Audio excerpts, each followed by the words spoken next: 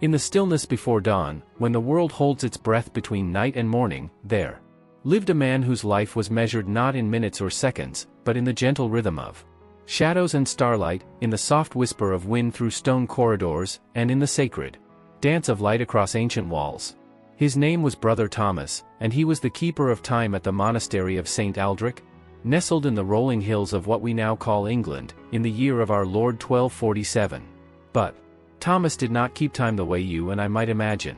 There were no ticking clocks in his world, no digital displays glowing in the darkness, no urgent alarms splitting the peaceful air. Instead, time moved like honey through his days, thick and golden and sweet, marked by the turning of the earth, the position of the sun, the length of shadows, and the ancient wisdom passed down through generations of monks who had learned to listen to the very heartbeat of creation. This is the story of how medieval people told time without clocks, how they organized their days around the natural rhythms of light and darkness, how they found meaning and purpose in the slow, deliberate measurement of hours that flowed like a gentle river through their lives.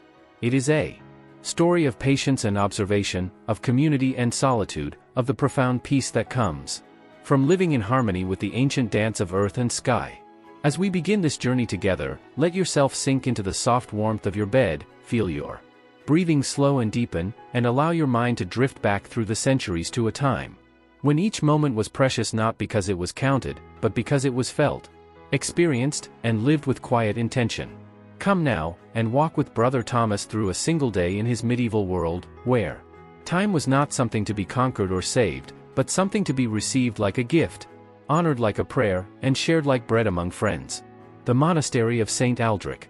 The Monastery of St. Aldrich sat like a gentle giant on a hillside overlooking the river Avon, its limestone walls the color of pale honey in sunlight, weathered silver in rain.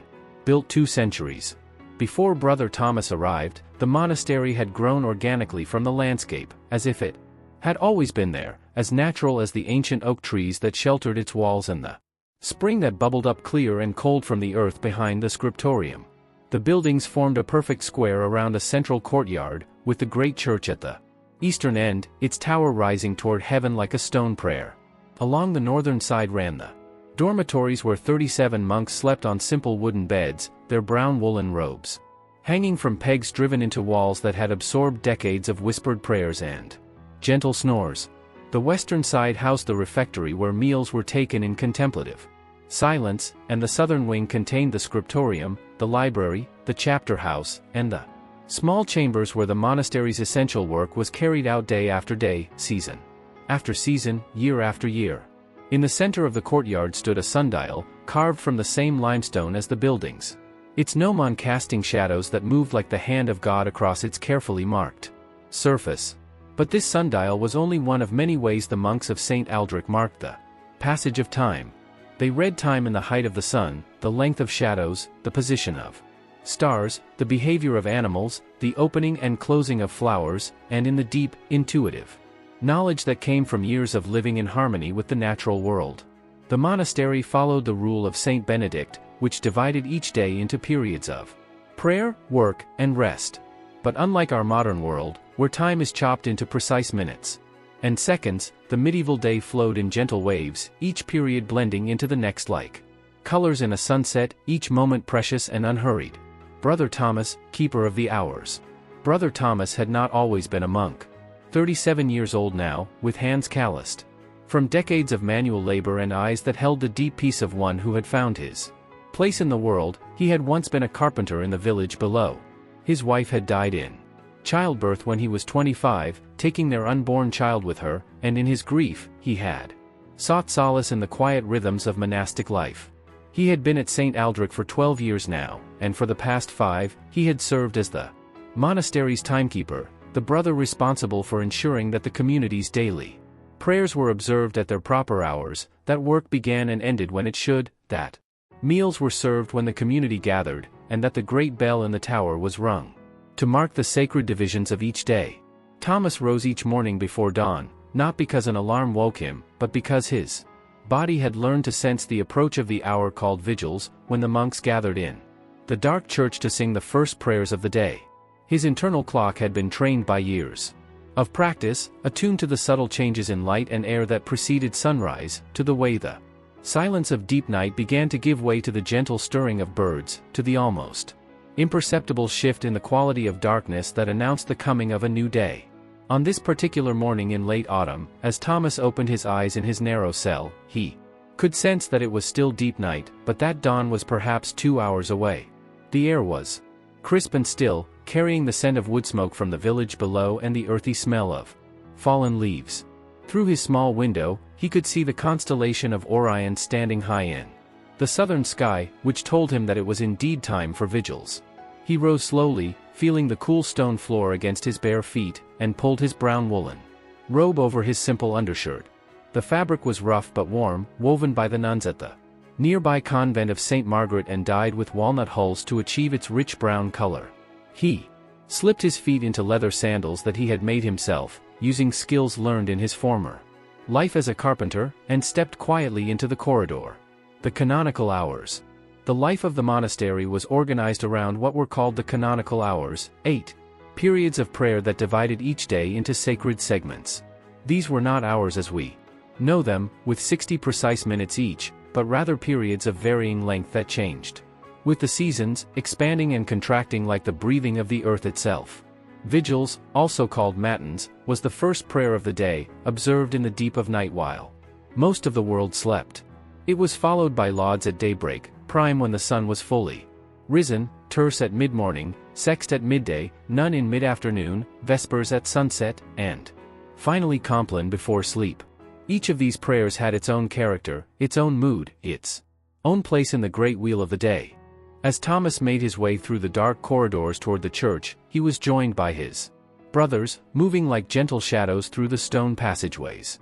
No one spoke. The rule of silence was strictly observed from compline until after prime, but their presence was comforting, a reminder that he was part of something larger than himself, a community bound together by shared purpose and mutual devotion. The church was dark except for a single candle burning on the altar, its flame casting dancing shadows on the stone walls. The monks filed into their stalls in the choir, each man taking his assigned place according to his years in the community. Thomas, as timekeeper, sat near the front where he could observe the progression of the service and ensure that each part was given its proper duration. Brother Aldwin, the cantor, began the first psalm in a voice that seemed to rise from the very stones of the building, deep and resonant and filled with the peace of centuries of prayer.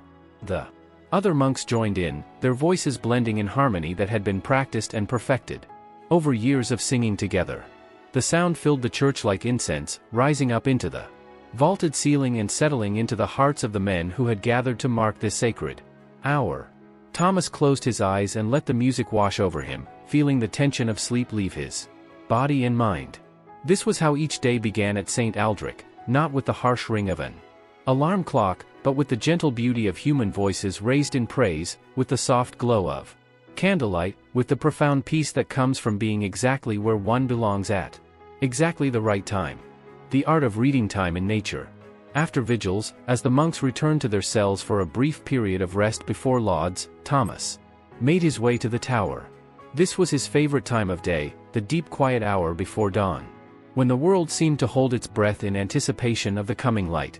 His footsteps echoed softly on the stone stairs that spiraled up through the tower, worn smooth by generations of monks who had climbed these same steps on their way to ring the great bell.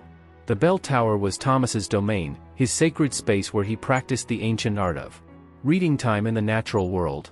At the top of the stairs, a wooden ladder led up to the bell chamber, but Thomas stopped at the level just below, where a small room contained the tools and instruments he used in his work as timekeeper. Against one wall stood a collection of candles of different sizes, each carefully measured and marked. These were not ordinary candles, but time candles, made by Thomas himself, according to formulas passed down through generations of timekeepers. The thick white candles burned for exactly 1 hour, the medium brown ones for half an hour, and the thin taper candles for a quarter hour. By lighting these candles in sequence and watching their steady consumption, Thomas could measure time with remarkable accuracy even on cloudy days when the sun was hidden. On a wooden table beneath the eastern window lay a collection of other timekeeping instruments. There was a water clock, a simple but ingenious device consisting of a bronze bowl with a small hole in the bottom. When filled with water, it would drain at a consistent rate, taking exactly 1 hour to empty completely. Thomas used this device particularly during the winter months when daylight was scarce and the sun's position difficult to determine. Beside the water clock sat a sand glass, one of the newer innovations in timekeeping. The glass was about the size of Thomas's hand, with sand that took exactly half an hour to flow from the upper chamber to the lower.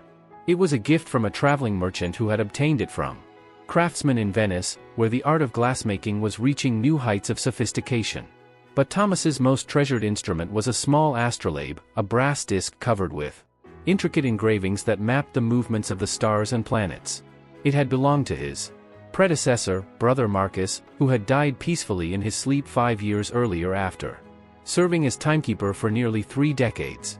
The astrolabe allowed Thomas to tell time with precision even in the middle of the night, by measuring the position of specific stars and constellations against the fixed points of the earth. This morning, as on every morning, Thomas first consulted the astrolabe. He stepped out onto the small balcony that surrounded the bell chamber and looked up at the star-filled sky. Orion was still visible in the west, but lower now than when he had first risen. The constellation of the Great Bear had wheeled around the North Star, and the bright star Vega had sunk toward the western horizon. All of these observations told him that it was now about an hour before dawn, time to begin preparing for lauds. But Thomas did not rely on instruments alone. Over his years as timekeeper, he had developed an almost supernatural ability to sense the approach of dawn. It began as a subtle change in the quality of the darkness, a barely perceptible lightening of the eastern sky that was more felt than seen. The air seemed to stir differently, carrying new scents and sounds.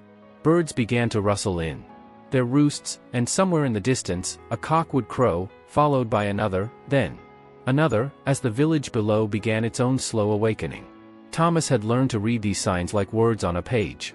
The way the wind shifted just before dawn, how the temperature dropped to its lowest point in the hour before sunrise, how certain flowers opened their petals to catch the first rays of light. All of these were part of the great book of nature that taught him to measure time without mechanical clocks. Dawn and the hour of lauds. As the eastern sky began to pale with the faintest suggestion of approaching dawn, Thomas descended from the tower and made his way to the church sacristy to prepare for lauds.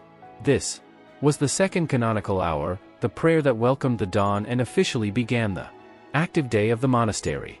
In the sacristy, a small chamber attached to the church where the sacred vessels and vestments were kept, Thomas lit the oil lamps that would illuminate the altar during the service. The oil was pressed from olives grown in the monastery's own grove, blessed by the abbot, and kept in small bronze vessels that had been crafted by a metalworker in the nearby town. The flames flickered warmly, casting golden light on the stone walls and creating an atmosphere of quiet reverence. The bells of St. Aldrich were Thomas's voice to the community and to the world beyond the monastery walls. There were 5 bells in the tower, each with its own tone and purpose. The largest, called St. Benedict, was rung only on the most solemn occasions. The next largest, St. Aldrich, was used for the major feasts and celebrations.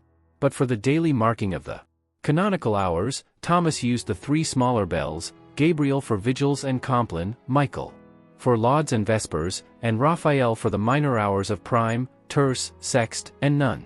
As the sky continued to lighten and Thomas could see the first birds beginning to move in the trees outside, he climbed back up to the bell chamber. The rope for the bell Michael hung down through the center of the room, worn smooth by thousands of hands that had pulled it over the decades. Thomas grasped the rope, felt its familiar weight and texture, and began the slow, rhythmic tolling that would call the community to lauds. The sound of the bell carried across the countryside, reaching not only the monks in their cells, but also the farmers and craftsmen in the village below, the merchants already preparing for the day's business, the shepherds leading their flocks to pasture, and the travelers who might be passing on the old Roman road that ran through the valley. For all of these people, the bells of St. Aldrich served as a clock, marking the progress of the day and helping them organize their own activities around the sacred rhythms of monastic life. After ringing the bell, Thomas hurried back down to the church, where the monks were already gathering for lauds. The church was still dim, lit only by the oil lamps and candles, but through the large windows in the eastern wall, the growing light of dawn was beginning to filter in. painting the interior with soft gold and rose colors. Brother Aldwin began the service with the ancient words, Deus in adjutorium meum. Intend, O God, come to my assistance, and the community responded as one voice. Domini ad adjuvandum me festina, O Lord, make haste to help me. This same call and response had been sung in monasteries across Europe for centuries, connecting the monks of St. Aldrich to a vast community of faith that stretched from Ireland to Constantinople, from Norway to Sicily. As the psalms and hymns of lauds continued, Thomas watched through the windows as the sun finally appeared above the eastern hills, sending shafts of brilliant light through the colored glass and filling the church with the warm glow of morning. This was one of the most beautiful moments of each day, the precise instant when the sun's rays touched the altar, seeming to bless the community's prayer and sanctify the beginning of a new day. The timing of lauds was not arbitrary. In the medieval understanding of the world, dawn was a sacred moment, the daily resurrection of light from darkness, a reminder of Christ's resurrection, and a symbol of hope for all humanity. By gathering to pray at this precise moment, the monks were participating in something much larger than their own small community. They were joining their voices to the eternal song of creation, the cosmic liturgy that had been going on since the beginning of time, prime and the beginning of work. After lauds, the monks returned to their cells for a brief period of personal prayer and preparation for the day ahead. Thomas used this time to visit the scriptorium, where he consulted the community's calendar and made notes about the day's activities. The calendar was not like our modern calendar, with its precise dating system, but rather a complex document that combined information about the church year, the agricultural seasons, the phases of the moon, and the practical needs of monastic life. The monastery followed the liturgical calendar, which meant that each day had its own character, depending on the feast or season being observed. Some days were ordinary weekdays, marked only by the regular round of prayer and work. Others were special feast days that required elaborate ceremonies, special foods, and altered work schedules. The calendar helped Thomas understand what kind of day this would be and how to pace the community's activities accordingly. Today was an ordinary Thursday in the season after Pentecost, which meant it would follow the standard rhythm of prayer, work, and rest. But even ordinary days had their own beauty and significance in the medieval world, where every moment was understood to be a gift from God, and every activity an opportunity for spiritual growth. As the sun climbed higher in the sky, approaching the time for prime, Thomas made his way back to the bell tower. Prime was prayed when the sun was fully up and the day's work was about to begin. It was a brief service, lasting only about 15 minutes, but it served an important function in the community's daily rhythm. To determine the time for prime, Thomas used a combination of methods. He observed the position of the sun, now well clear of the horizon and beginning to warm the air. He consulted his astrolabe to confirm the sun's angle above the horizon. And he relied on his internal sense of time, developed through years of practice, that told him when the moment was right. The bell for prime rang out across the valley, a clear, bright sound that seemed to celebrate the full arrival of day. In the church, the monks gathered once more, but this time the atmosphere was different. Where vigils had been contemplative and laud celebratory, prime was businesslike, a brief prayer that prepared the community for the work ahead. After prime, the real work of the day began. The monks scattered to their various tasks, some to the fields where vegetables and grain were grown, others to the workshops where they practiced crafts like carpentry, metalworking, and leatherworking, still others to the scriptorium, where they copied manuscripts and illuminated books, and a few to the kitchen where they prepared the community's simple but nourishing meals. Thomas's work as timekeeper continued throughout the day. His responsibility was not only to ring the bells for the canonical hours but also to help coordinate the community's activities, ensuring that meals were ready when the bell rang for the noon hour, that the evening prayer did not begin before the outdoor workers had time to return and wash, and that the complex rhythm of monastic life flowed smoothly from hour to hour. The sundial and the science of shadows. One of Thomas's favorite responsibilities was maintaining and reading the monastery's sundial. Located in the center of the cloister courtyard, the sundial was both a practical timekeeping device and a work of art, carved from a single block of limestone by a master stoneworker. Nearly a century earlier, it was about 4 feet across and covered with intricate markings that showed not only the hours of the day but also the seasons of the year and even the dates of important church feasts. The gnomon, the part of the sundial that cast the shadow, was a bronze rod about 2 feet long, angled to point toward the North Star. As the sun moved across the sky during the day, the shadow of the gnomon moved around the dial like the hand of a clock, marking the passage of time with beautiful precision. But reading a sundial was not as simple as it might seem. The hours marked on medieval sundials were not the equal hours that we know today, but rather what were called temporal hours, periods that changed length with the seasons. In summer, when the days were long, each daylight hour was about 75 of our modern minutes. In winter, when the days were short, each daylight hour was only about 45 minutes. This system made perfect sense to medieval people, who organized their lives around the natural rhythms of light and darkness rather than the artificial precision of mechanical clocks. Thomas checked the sundial regularly throughout the day, using it to coordinate his other timekeeping methods and to ensure that the bells were rung at the proper moments. On this particular morning, as he approached the sundial after prime, he could see that the shadow of the gnomon was pointing to the mark that indicated the first hour of the day. The sun was bright and clear, promising good weather for the outdoor work that many of the monks would be doing. Around the edge of the sundial were carved the words, Ora fugit, fac bonum, time flies, do good. This inscription served as a constant reminder to the monks that time was precious and should be used wisely. But in the medieval understanding, using time wisely did not mean rushing through activities or trying to accomplish as much as possible in the shortest time.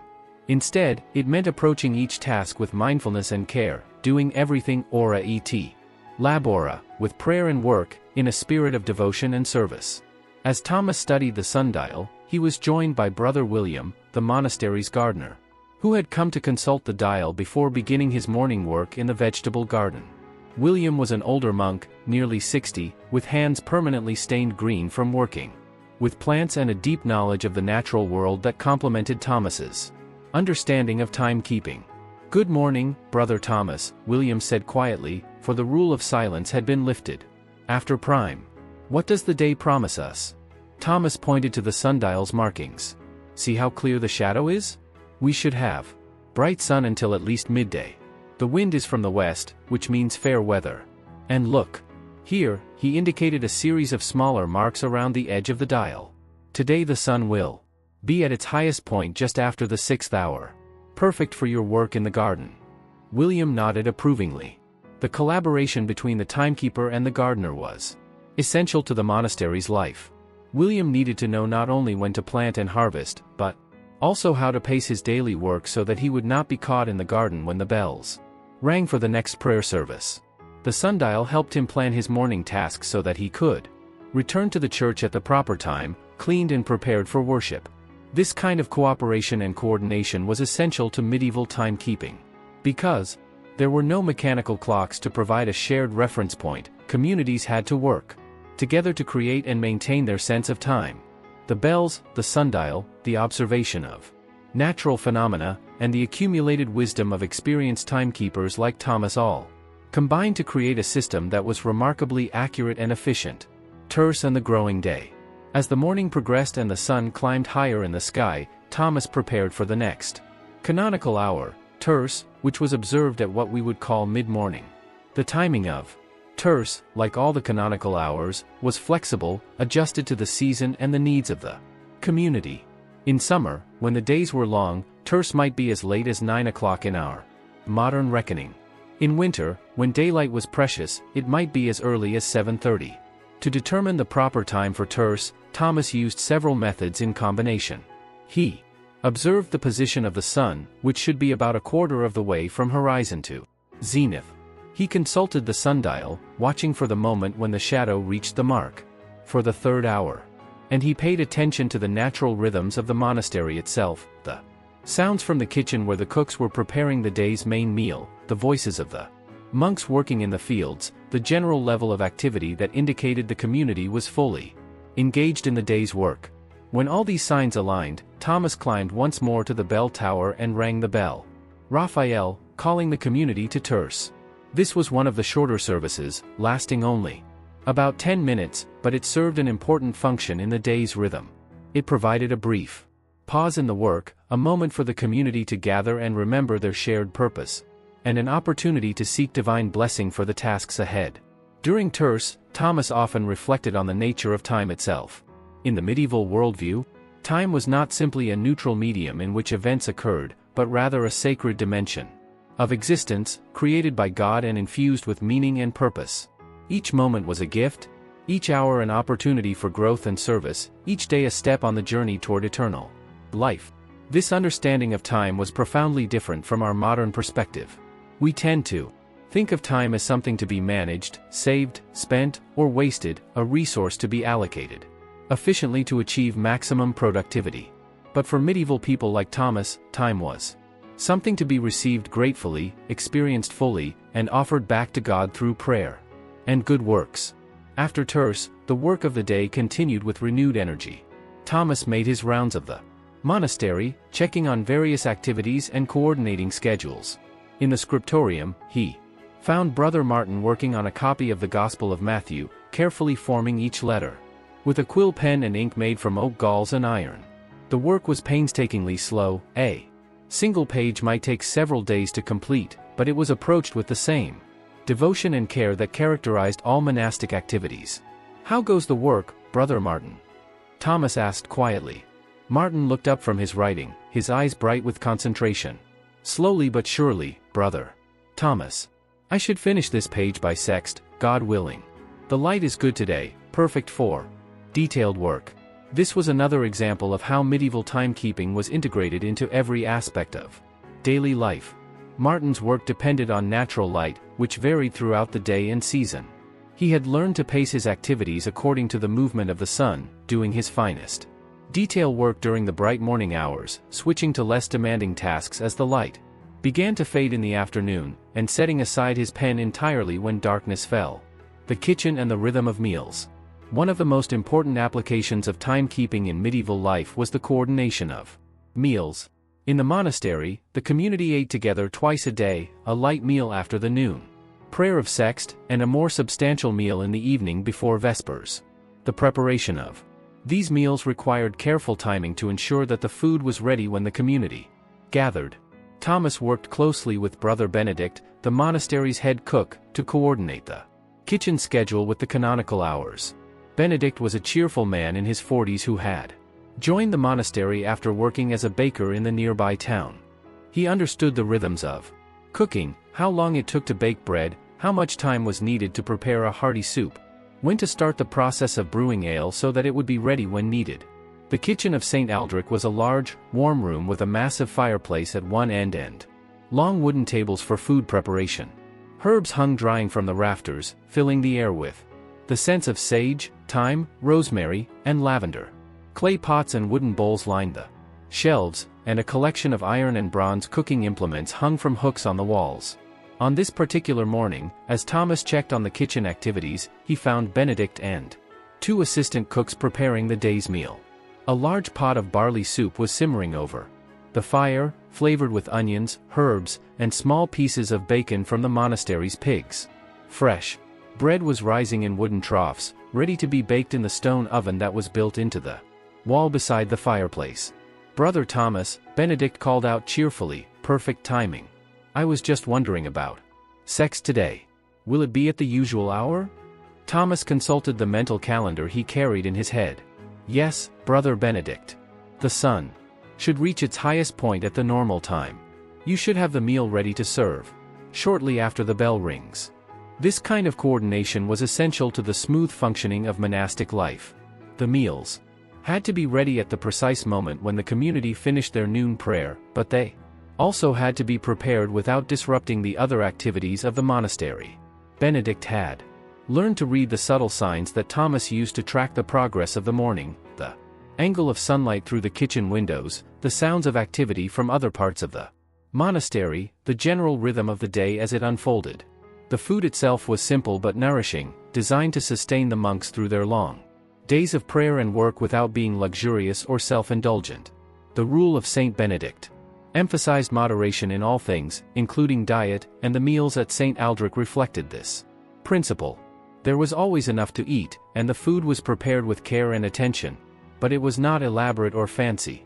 As Thomas left the kitchen and continued his rounds, he reflected on how different medieval attitudes toward food and meals were from our modern perspective. In our world, we often eat on the run, grabbing quick snacks between activities or eating while doing other things. But in the monastery, meals were community events, times when the entire brotherhood gathered in silence to share not only food but also a sense of mutual care and support. The timing of meals was also closely connected to the natural rhythms of the day. The main meal was eaten at midday, when the sun was highest and the body's energy was at its peak. The evening meal was lighter, designed to provide gentle nourishment without interfering with sleep. This pattern reflected an understanding of human physiology that was based on centuries of observation and experience rather than scientific study, but it was remarkably sophisticated and effective. Sext and the height of day. As the sun approached its highest point in the sky, Thomas prepared for sext, the canonical hour that marked midday. This was one of the most important moments in the medieval day, when the sun reached its zenith and cast the shortest shadows. It was a time of power and energy, when the world seemed most alive and vibrant. The timing of sext required the greatest precision of all the canonical hours, because it was tied to the astronomical reality of the sun's position rather than to the flexible rhythms of human activity. Thomas used multiple methods to determine the exact moment of midday. He observed the sundial, waiting for the moment when the shadow of the gnomon was shortest and pointed due north. He watched the shadows cast by the buildings and trees around the monastery, noting when they reached their minimum length. And he consulted his astrolabe, using it to measure the sun's angle above the horizon with mathematical precision. When all these indicators aligned, Thomas knew that the moment for sext had arrived. He climbed to the bell tower and rang the bell with particular ceremony, for this was the hour that divided the day into its two main parts, morning and afternoon, the time of ascent and the time of descent, the gathering of energy and its gradual release. The service of sext was brief but intense, with prayers that emphasized the power and glory of God as revealed in the natural world. The church was flooded with bright light from the sun directly overhead, creating an atmosphere of clarity and illumination that perfectly matched the mood of the prayer. After sext, the community gathered in the refectory for their main meal of the day. The refectory was a long, narrow room with high windows that provided plenty of natural light. Long wooden tables with benches ran the length of the room, and at one end stood a lectern where one of the monks would read aloud during the meal. The meal was eaten in silence, but it was not a grim or oppressive silence. Instead, it was the peaceful quiet of a community that felt no need for constant chatter, where the simple act of sharing food together was sufficient communication. The only sound was the voice of the reader, today Brother Ambrose, who was reading from the Confessions of St. Augustine in his clear, melodious voice. Thomas sat at his assigned place at one of the middle tables, between Brother William the gardener and Brother Stephen, a young monk who worked in the library copying manuscripts. As he ate his portion of barley soup and fresh bread, Thomas listened to the reading and reflected on the morning's activities. Everything had gone smoothly, the bells had been rung at the proper times, the community had gathered promptly for each service, the kitchen had produced a good meal exactly when it was needed. But Thomas's work was far from over. The afternoon would bring its own challenges and opportunities, its own rhythm of prayer and work, its own subtle adjustments to the flow of time.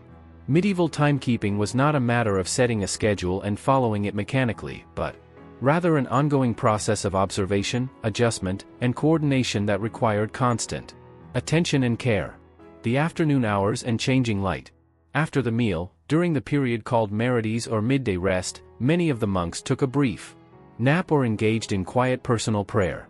This was particularly important during the summer months, when the heat of midday made heavy work uncomfortable and potentially dangerous. Thomas used this time to check and maintain his timekeeping instruments, cleaning the sundial, refilling his water clock, and making sure that his collection of time candles was properly organized. The afternoon hours had their own character, different from the bright energy of morning. As the sun began its slow descent toward the western horizon, the quality of light changed, becoming warmer and more golden. Shadows that had been short and sharp at midday began to lengthen again, and the air itself seemed to take on a different texture, softer and more mellow. Thomas particularly enjoyed this time of day because it provided an opportunity to observe one of the most beautiful aspects of medieval timekeeping, the way natural light revealed the passage of time. In the scriptorium, Brother Martin had moved his writing materials to a different position to catch the afternoon light from the western windows. In the garden, Brother William was working on tasks that required less precise vision, saving his delicate planting and weeding for the bright morning hours. The church itself was transformed by the afternoon light, where the morning sun had flooded the interior with bright, clear radiance. The afternoon light was warmer and more intimate, filtering through the stained glass windows to create patterns of color that shifted and changed as the sun moved across the sky. These changes in light and atmosphere were not just pleasant visual effects, they were an integral part of the monastery's spiritual life, reminding the monks of the constant presence of divine beauty in the natural world. As the afternoon progressed, Thomas prepared for none, the canonical hour that marked the middle of the afternoon. The timing of none varied with the season even more than the other hours, because it was calculated as 3/4 of the way through the period of daylight. In summer, none might be as late as 3 o'clock in our modern reckoning. In winter, it could be as early as 1:30. To determine the proper time for none, Thomas relied heavily on his observation of shadows. He had identified several key points around the monastery where shadows fell in predictable patterns, and he had memorized the positions that corresponded to each of the canonical hours. One of his favorite observation points was the cloister walkway, where the columns cast shadows that moved across the stone floor like the markers on a giant sundial. This afternoon, as Thomas walked slowly along the cloister, he noted that the shadows of the columns were beginning to lengthen significantly. The bright heat of midday was giving way to the gentler warmth of afternoon, and a slight breeze had begun to stir the leaves of the trees in the courtyard. All of these signs told him that the time for none was approaching. None and the turn toward evening. When the moment for none arrived, Thomas rang the bell Raphael once more, calling the community to the afternoon prayer. This was often the most challenging of the canonical hours to time precisely, because it fell at a moment when the day was in transition, when the energy of midday was beginning to ebb but evening had not yet arrived. The service of none was brief and contemplative, with prayers that acknowledged the passing of time and the approach of evening. It was a moment for the community to pause in their afternoon work, to gather their thoughts, and to prepare for the final activities of the day. After none, the monks returned to their various tasks, but the pace was noticeably different from the morning, where the early hours had been characterized by energy and anticipation. The afternoon was marked by a sense of completion and satisfaction. The most demanding work of the day was largely finished, and the community was beginning to turn its attention toward the evening prayers and the rest that would follow. Thomas spent the late afternoon hours in the bell tower, maintaining his instruments and observing the gradual changes in light and atmosphere that would guide his timing of vespers. This was one of his favorite times for contemplation, when the monastery was quiet except for the gentle sounds of ongoing work and the occasional voice of a monk reading or praying. From his position in the tower, Thomas could see across the entire valley. The fields below were golden with autumn grain, ready for harvest. Smoke rose from the chimneys of houses in the village, where families were beginning to prepare their evening meals. On the river, he could see a boat carrying goods to the market town downstream, its sail catching the afternoon breeze. All of these sights reminded Thomas of the way medieval timekeeping connected the monastery to the larger world. The bells of St. Aldrich were heard not only by the monks, but by all the people living and working in the surrounding area. Farmers used the sound of the bells to coordinate their work in the fields. Merchants timed their travel to arrive at markets when they opened. Craftsmen organized their production schedules around the rhythm of the canonical hours. This was one of the most remarkable aspects of medieval timekeeping, the way it created a shared sense of time that united entire communities. Without mechanical clocks or modern communication systems, medieval people relied on institutions like monasteries to provide the temporal framework that made social cooperation possible. The bells that Thomas rang each day were not just calling the monks to prayer, they were helping to organize the entire rhythm of life in the medieval world. The evening light and vespers. As the sun began to sink lower in the western sky, Thomas prepared for one of the most beautiful services of the day, vespers, the evening prayer that marked the end of the active day and the beginning of the quiet hours before sleep.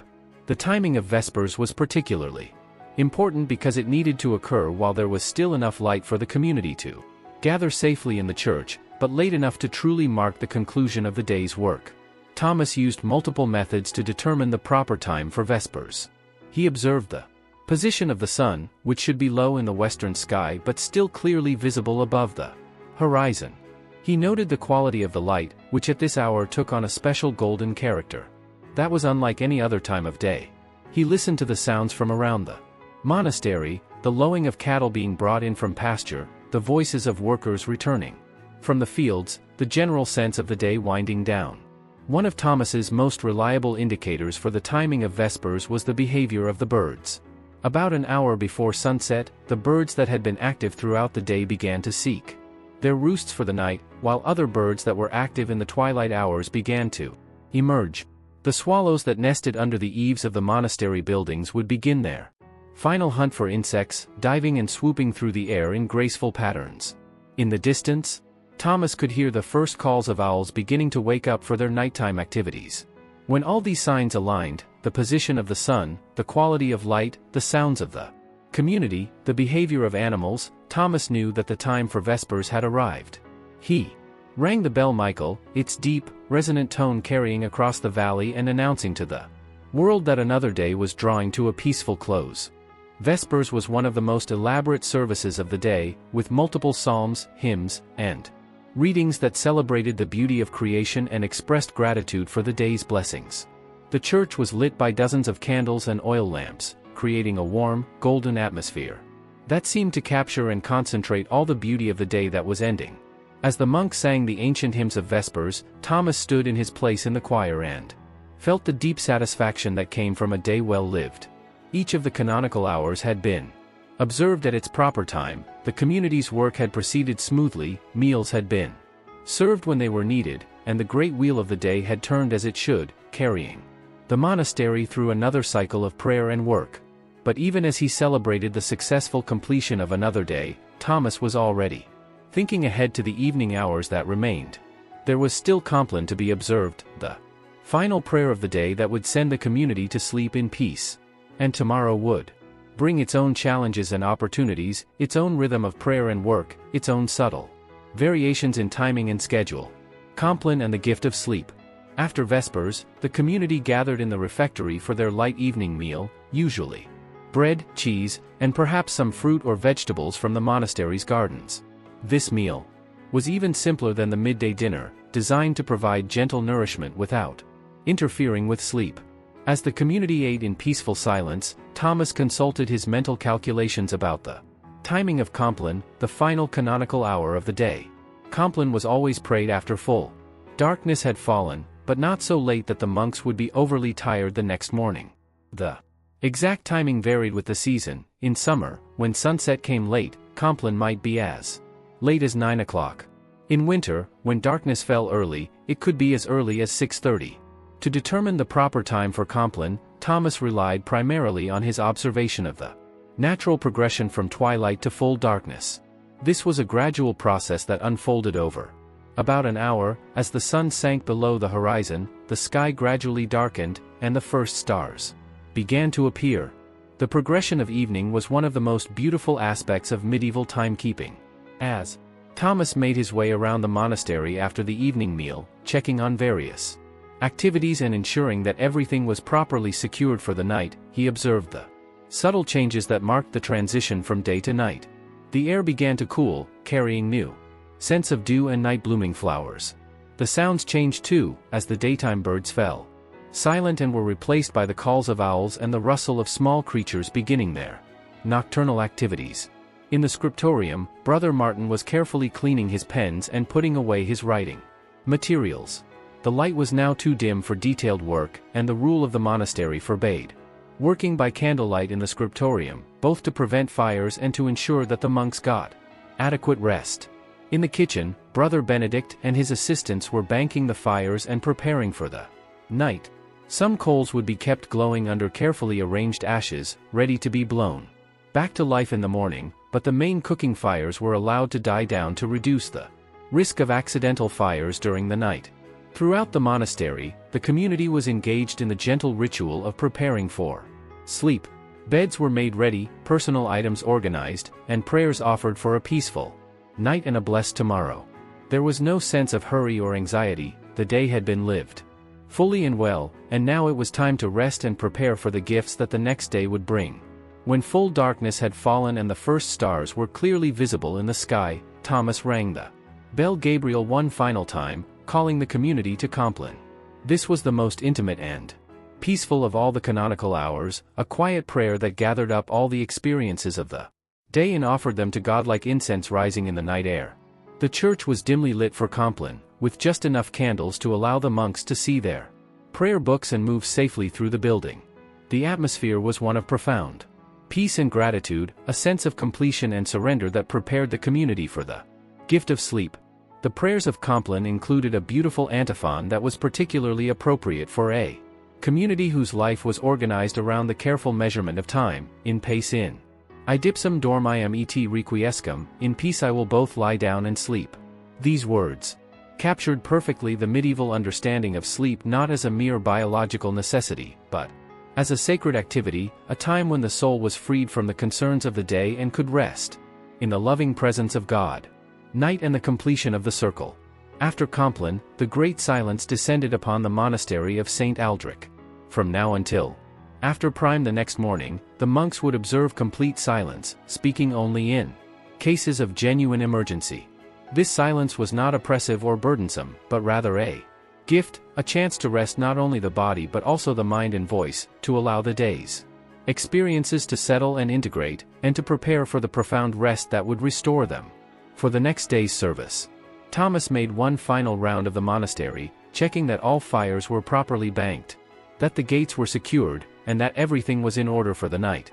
As he walked through the darkened corridors, lit only by a single candle that he carried in a small bronze lantern, he reflected on the day that had just ended and the eternal rhythm of which it was a part.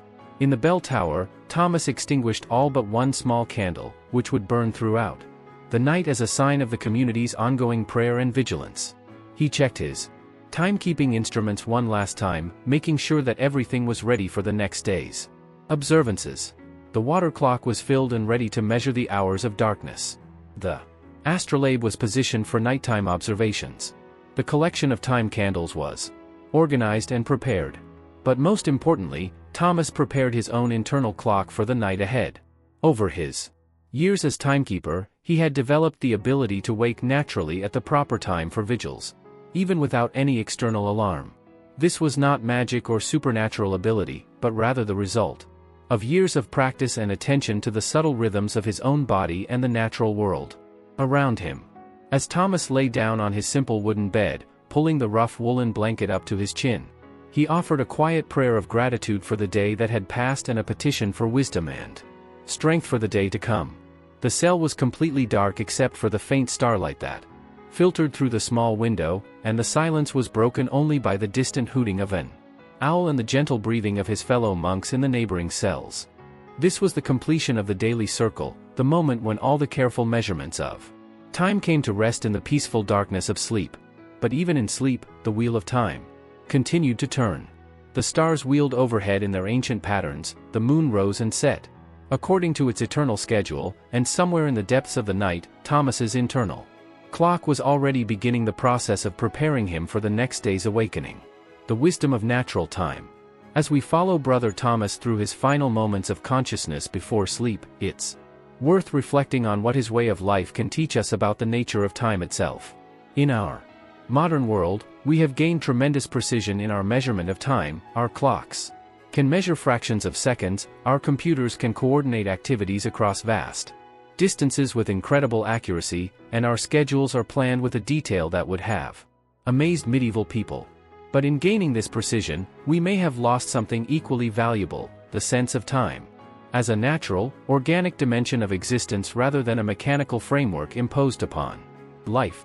Thomas and his fellow monks lived according to rhythms that were older than human civilization, patterns that connected them to the fundamental cycles of the earth and sky, the seasons and the weather, the natural world of which they understood themselves to be a part. Their way of measuring time was not primitive or inaccurate. On the contrary, it was remarkably sophisticated and effective. By using multiple methods in combination, astronomical observation, natural phenomena, mechanical devices, and human intuition, they were able to coordinate complex community activities with impressive precision. More importantly, their system of timekeeping was integrated into every aspect of their lives, creating a sense of wholeness and harmony that is often missing from our fragmented modern existence. The canonical hours that structured the monks' days were not arbitrary divisions imposed by human authority, but rather reflections of natural rhythms that the human body and spirit seem to recognize instinctively. The progression from the quiet contemplation of vigils through the energetic work of the midday hours to the peaceful gratitude of vespers and compline followed patterns that honored both the cycles of the natural world and the needs of human nature. Perhaps most importantly, the medieval understanding of time was fundamentally spiritual. Each moment was understood to be a gift from God, each hour an opportunity for growth and service. Each day a step on the journey toward eternal life. Time was not something to be conquered or saved or spent, but something to be received gratefully and offered back to the divine source from which it came, the community of time. Another aspect of medieval timekeeping that deserves our attention is its fundamentally communal character. In our individualistic age, we tend to think of time as a personal resource, my time, your time, time management, time allocation. But for Thomas and his fellow monks, time was a shared dimension of existence, something that belonged to the community as a whole and required cooperation and coordination to be used effectively. The bells that Thomas rang each day did not just call the monks to prayer, they created a temporal framework that united the entire monastery in common purpose and shared rhythm. When the bell rang for lauds, every member of the community knew that it was time to gather for morning prayer. When it rang for sext, everyone knew that the midday meal would soon be ready. When it rang for vespers, all the scattered activities of the day began to converge toward the peaceful conclusion of evening prayer. This communal dimension of timekeeping extended beyond the monastery walls to include the entire surrounding region. The bells of St. Aldrich were heard by farmers in the fields, merchants on the roads, craftsmen in their workshops, and families in their homes. These diverse groups of people did not all follow the monastic schedule, but they all used the sound of the bells as a reference point for organizing their own activities. In this way, the monastery served as a temporal center for the entire community, providing the rhythmic framework that made social cooperation possible. This was one of the most important social functions of medieval monasteries, not just preserving learning and providing spiritual guidance, but creating and maintaining the shared sense of time that held communities together. The seasons and the larger cycles. The daily rhythm of the canonical hours was embedded within larger cycles of time that gave meaning and structure to medieval life. The weeks flowed into months, the months into seasons, and the seasons into years, each with its own character and its own place in the great wheel of time. Brother Thomas's work as timekeeper required him to understand and coordinate all of these different temporal cycles. He had to know not only when to ring the bells each day, but also how to adjust their timing as the seasons changed, how to prepare for the special observances of the church year, and how to coordinate the monastery's activities with the agricultural cycles that governed rural life. The church year provided one framework for understanding these larger patterns of time. Beginning with Advent in late November, the liturgical calendar moved through Christmas, Epiphany, Lent, Easter, Pentecost, and the long season of ordinary time that stretched through the summer and early autumn. Each of these seasons had its own mood and character, its own special prayers and observances, its own way of connecting the community to the great story of salvation that gave meaning to all of human history. But the church year was closely coordinated with the natural year, the cycle of seasons that governed agricultural life and determined the rhythm of work and rest, planting and harvest, preparation and celebration. The monastery's fields needed to be plowed and planted in spring, tended through the summer, and harvested in autumn. The gardens required different care at different times of year. The animals had their own cycles of breeding, birthing, and care that had to be respected and accommodated. Thomas had learned to read these larger patterns of time just as carefully as he read the daily movement of sun and shadow. He knew that the days would begin to lengthen after the winter solstice, that the spring equinox would bring the return of warm weather and the beginning of the planting season, that the summer solstice would mark the peak of the year's energy and growth, and that the autumn equinox would signal the time for harvest and preparation for winter. All of these cycles were interconnected, each one providing context and meaning for the others. The daily round of prayer and work gained its significance from its place within the weekly cycle of feast and fast. The weekly cycle found its meaning within the seasonal progression from death to resurrection, from dormancy to growth, from harvest to rest. And the yearly cycle was itself part of even larger patterns, the cycle of human life from birth to death, the cycle of generations that connected past and future, and ultimately the great cycle of history that would culminate in the fulfillment of God's purposes for creation. The legacy of sacred time. As Brother Thomas settled into sleep on this autumn night in the year 1247, he was participating in patterns of timekeeping that had already been ancient when the monastery of St. Aldrich was founded. The canonical hours had been developed by the earliest Christian monks in the deserts of Egypt and Syria, drawing on even older traditions of Jewish prayer that divided the day into periods of devotion and reflection. These patterns had been refined and codified by Saint Benedict in the 6th century, and they had spread throughout Europe as Benedictine monasteries were established from Ireland to Italy, from Spain to Poland. For 7 centuries, communities like St. Aldrich had been ringing their bells and marking their hours, creating a vast network of temporal order that helped to hold medieval civilization together. But the influence of monastic timekeeping extended far beyond the medieval period. The mechanical clocks that began to appear in European cities during the 13th and 14th centuries were developed primarily to automate the ringing of church bells, ensuring that the canonical hours could be observed with greater precision and reliability. The hourly chiming of public clocks, which became a characteristic sound of European cities, was a direct descendant of the monastic bells that Thomas rang each day. Even more fundamentally, the medieval understanding of time as sacred and meaningful, as a gift to be received rather than a resource to be exploited, continues to offer an alternative to the increasingly frantic pace of modern life. In our age of smartphones and constant connectivity, of overscheduled lives and time anxiety, there is something profoundly appealing about the gentle rhythm of the canonical hours, the patient observation of natural cycles, and the deep peace that comes from living in harmony with patterns larger and older than ourselves. The monastery of St. Aldrich is long gone now, its stones scattered or incorporated into other buildings, its bells silent, its carefully maintained sundial weathered and broken. But the wisdom that Thomas embodied in his daily practice of sacred timekeeping continues to speak to anyone who is willing to listen, the wisdom of patience over urgency, of depth over speed, of presence over productivity, of sacred time over mechanical time. The eternal now. In the deepest part of the night, as Thomas slept peacefully in his narrow cell, the eternal dance of time continued around him. The stars wheeled overhead in their ancient patterns, following the same paths they had traced since the beginning of creation. The earth turned on its axis, bringing the dawn inexorably closer with each passing moment. The seasons continued their slow progression, as autumn moved gradually toward winter, carrying the promise of spring's eventual return.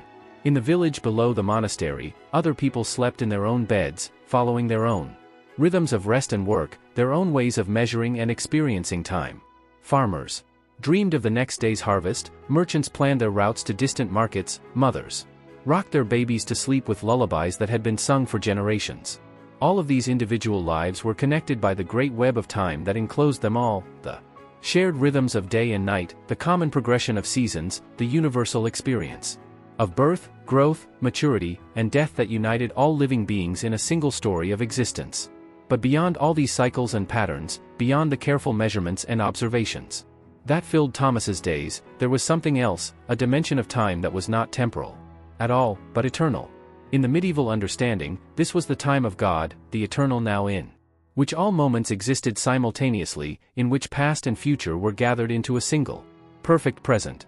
This eternal dimension of time was not separate from the daily round of prayer and work, but present within it, giving it meaning and significance. Each moment of carefully measured time was also a window into eternity, each prayer a participation in the eternal worship that surrounded the throne of God, each act of service a reflection of the eternal love that sustained all creation. As Thomas slept, his breathing slow and peaceful, his face relaxed in the gentle rest that comes to those who have lived their days well, he was surrounded by this eternal presence. The bells were silent now, the sundial invisible in the darkness, the water clock marking the hours with its quiet dripping. But the sacred time that he served and embodied continued to flow around him, like a river of light, carrying him and his community and all creation forward toward the dawn of a new day. The promise of tomorrow.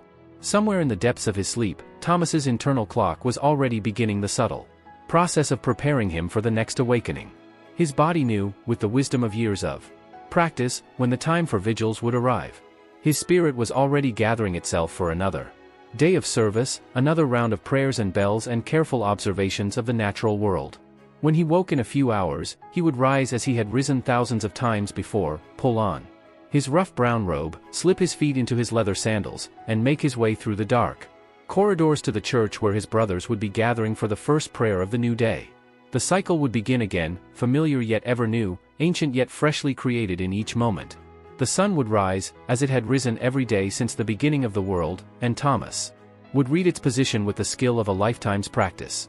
The shadows would move across the sundial in their eternal dance, marking the hours with beautiful precision. The bells would ring out across the valley, calling the community to prayer and work, announcing to the world that another day had begun in the gentle rhythm of sacred time. And somewhere, in the mystery of time that connects all moments and all lives, the wisdom that Thomas embodied would continue to speak to anyone with ears to hear, the wisdom of living in harmony with the natural world, of honoring the sacred dimension of existence, of finding meaning and purpose in the careful stewardship of the gifts that each new day brings. The monastery of St. Aldrich was just one small community in the vast tapestry of medieval life. And Brother Thomas was just one man among the countless millions who have lived and died in the great story of human existence. But in his faithful service as keeper of the hours, in his patient observation of sun and shadow, in his gentle care for the rhythm that held his community together, he touched something eternal, the sacred time that flows through all temporal time. The divine presence that gives meaning to every moment, the love that sustains all creation in its journey toward fulfillment. As the stars wheel overhead in their ancient dance, as the earth turns slowly toward another dawn, as the great cycles of time continue their eternal progression, we too can find rest in the gentle rhythm that Brother Thomas knew so well. The bells of St. Aldrich fell silent long ago, their bronze voices stilled by the passage of centuries. The sundial in the cloister courtyard has weathered away, its careful markings erased by wind and rain. The water clocks and astrolabes, the time candles and shadow measurements, have all been replaced by devices that measure time with mechanical precision, but perhaps with less wisdom. Yet something of the peace that Thomas found in his daily round of prayer and observation remains available to us, even in our hurried age. In the quiet moments before sleep, when the day's activities begin to settle into memory, when our breathing slows and our minds begin to release their hold on the concerns of the waking world, we can touch the same eternal dimension of time that sustained him through his years of faithful service. Let yourself sink now into the soft comfort of your bed, feeling your body relax into the support of mattress and pillow, feeling the gentle weight of blankets that hold you in warmth and safety. Let your breathing deepen and slow, following the natural rhythm that connects you to all living beings, to the rise and fall of tides, to the eternal dance of creation itself. As your eyes grow heavy and your thoughts begin to drift, imagine yourself walking through the quiet corridors of the monastery in the deep of night, when the great silence holds all things in peace. Feel the cool stone beneath your feet, smell the lingering scent of incense and beeswax candles, hear the distant sound of an owl calling from the oak trees in the courtyard. In this sacred space between waking and sleeping, between the day that has ended and the day that is yet to come, you are held in the same eternal love that sustained Brother Thomas in his faithful service. The careful measurements of time that filled his days were not ends in themselves, but means of participating in something larger, the great rhythm of creation that moves through all temporal time, carrying each moment toward its fulfillment in eternity. Rest now in this knowledge, this ancient wisdom that time is not a burden to be carried but a gift to be received, not a resource to be hoarded but a grace to be shared. Let the gentle rhythm of your own breathing carry you deeper into peace, knowing that you too are part of the great story that began before time and will continue beyond it. And as sleep comes to claim you, as your consciousness dissolves into the healing darkness of rest, may you find the same deep peace that came to Thomas at the end of each well-lived day, the peace of those who have honored their calling, served their community, and offered their small portion of time back to the source from which all time flows.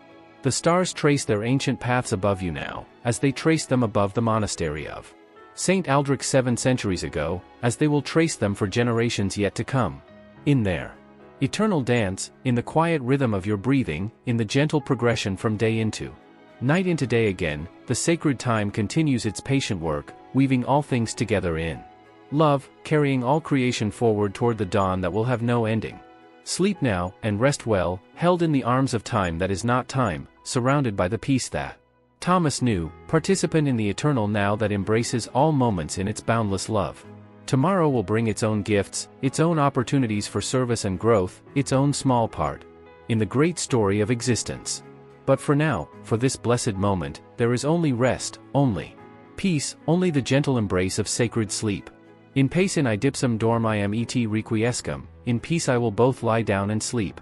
These ancient words, whispered by countless generations of monks at the end of countless days, are whispered over you now as you join the great community of those who have found rest in the eternal arms of love.